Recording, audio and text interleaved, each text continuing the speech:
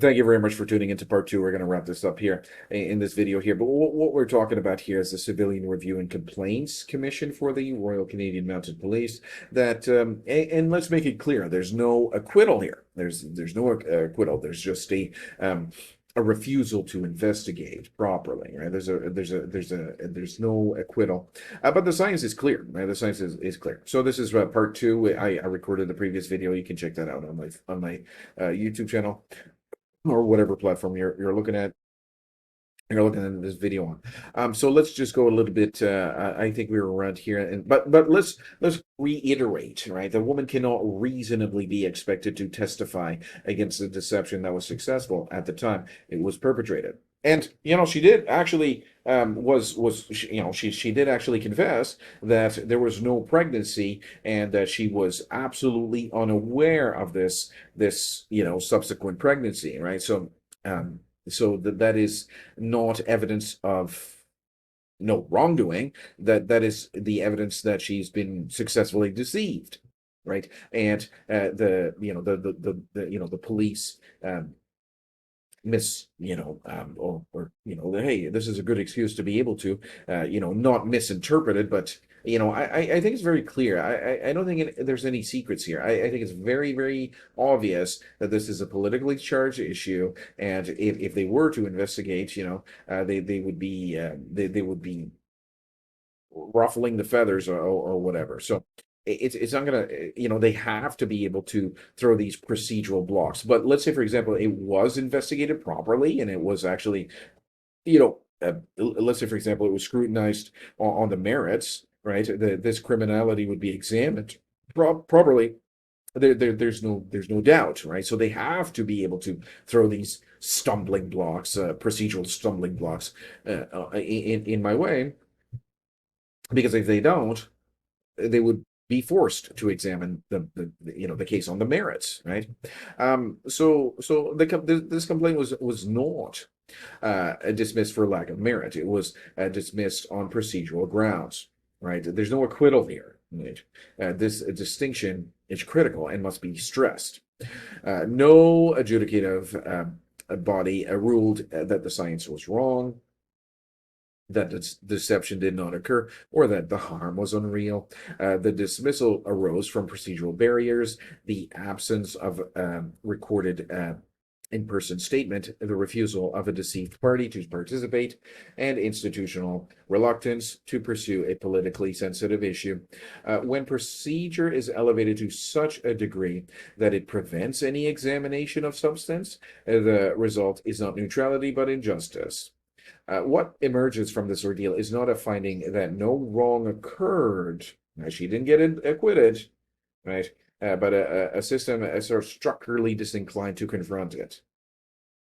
The law was not applied to the facts. The facts were avoided by the law.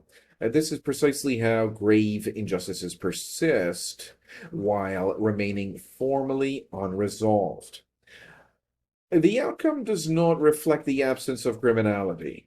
Okay, this is very, very important. The outcome does not reflect the absence of criminality. There's no acquittal here.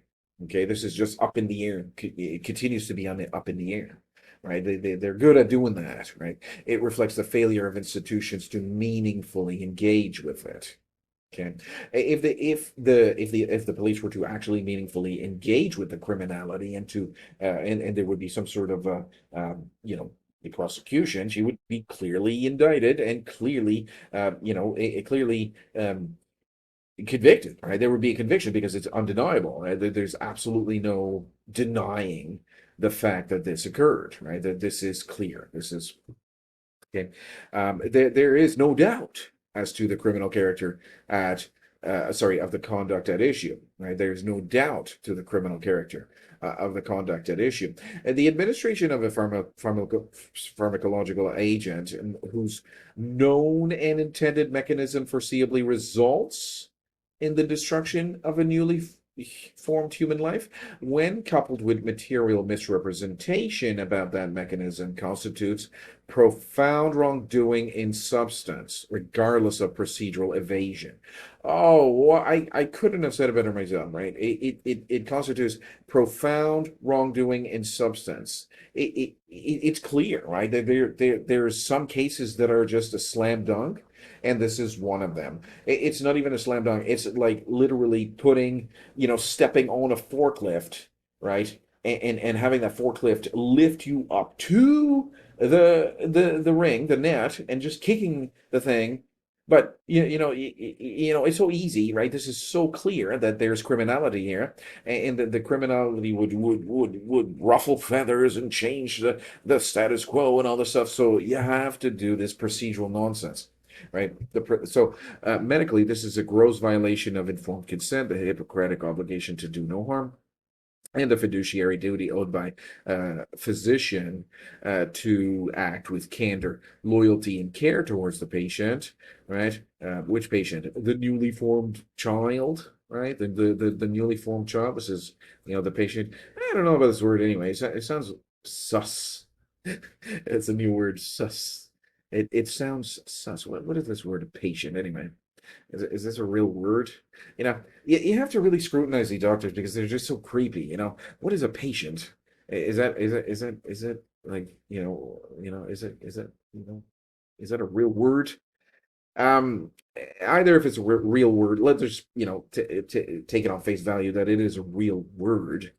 Who is the patient, right? The patient is the mother, and the other patient is the baby, right? The new baby. But Dr. Michelle Dow, thinks that the patient, the baby, is a problem that needs medical correction. So she's going to offer a pill that will literally kill this problem, which is a baby. Well, kill the baby, right? Right. Get rid of the problem is to kill the patient, right? It's so perverse and so criminal, right? It is literally the greatest crime in the history of humanity, right? This is literally the greatest crime.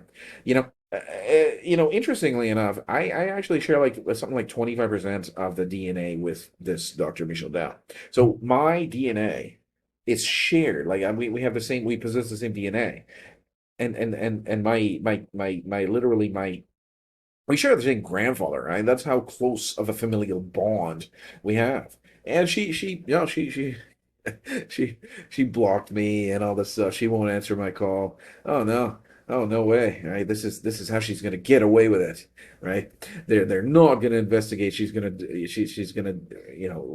block me and reject my calls. Right? That is not an acquittal.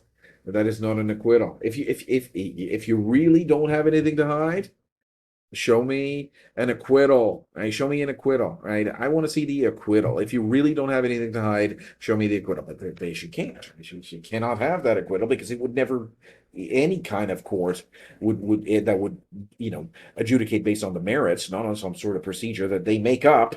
They create these procedures to specifically to utter injustice. Right? It's perverse. It's grotesque.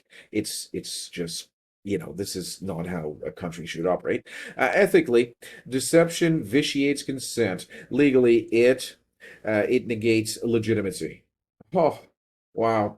What a nice, incredibly a beautiful sentence here. This is ethically, the deception vitiates consent. Legally, it negates legitimacy. Absolutely true. All right, so we talked a little bit about this in a couple of videos here in the past. I've been at this YouTube channel for about a year's time.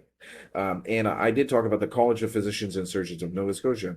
Now that complaint was ridiculous. No, the complaint was valid. Sorry, the answer that I get to the complaint was absolutely bonkers, right? It was bazooka. It's bananas. It was what can I even call it? And it's all. You better not talk about this. The act says that you cannot publish this. It's just nonsense, right? How can you even suggest this nonsense? But they got PhDs up the wazoo, so it must be true. Eh? So the College of Physicians and Surgeons of Nova Scotia, the RCMP, and the civilian review process did not adjudicate these realities on their merits. They avoided them through procedure, non-participation, and institutional reluctance. In doing so, they delivered not neutrality, but injustice, resulting in substituting administrative closure for accountability and allowing clear harm, ethical breach, and prima facie criminality to pass unexamined. So, thank you very much for tuning. I do appreciate your time because I mean this is a little bit lengthy. It's a little bit lengthy, but basically what happened here is is a gross injustice. It's an absolutely gross injustice. What is happening here is they're sweeping the greatest crime in history under the rug, right? And they have to, they have to do this gaslighting and procedure and all this stuff because if they were to investigate on the merits, the clear fact that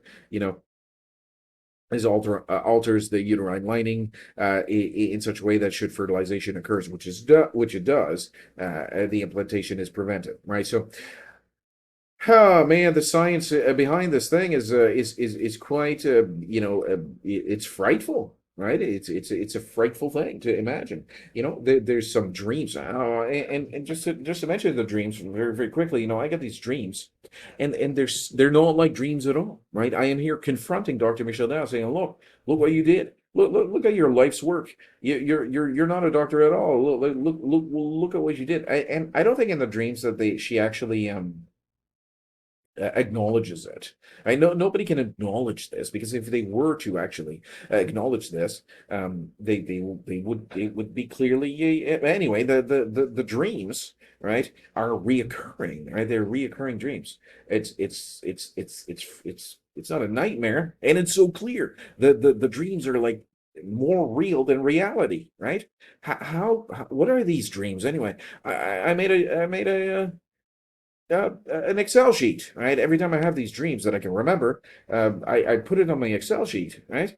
And anyway, so it's not very relevant or important to this, but it is true. Um, anyway, I just look at my kids and how beautiful and wonderful and smart and my kids are just really really great, and to think that my child, you know, died because my own cousin, well, like she shares the same DNA as the baby that she killed, right? So, let's say for example, 12.5% of the DNA of the baby that she killed, right? I got to make another video about that because that's actually what she did.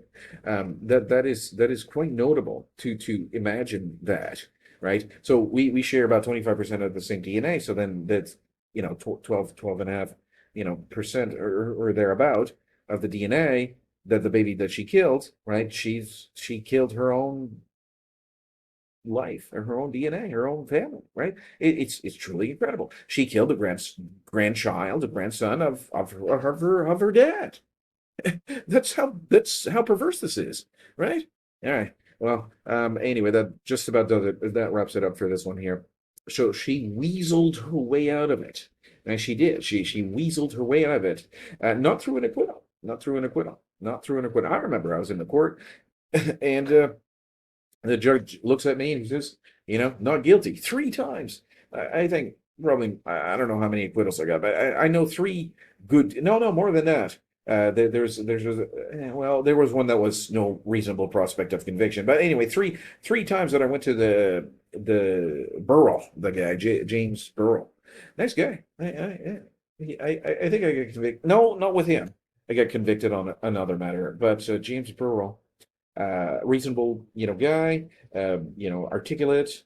He's definitely a learned judge, provincial court judge, but anyway, he's a learned judge, and he looks at me and says, "Yeah, you're acquitted." I said, "Well, I know that. I just wanted you to tell me that." Yeah, thrice, right? Thrice, right? 3 times, thrice.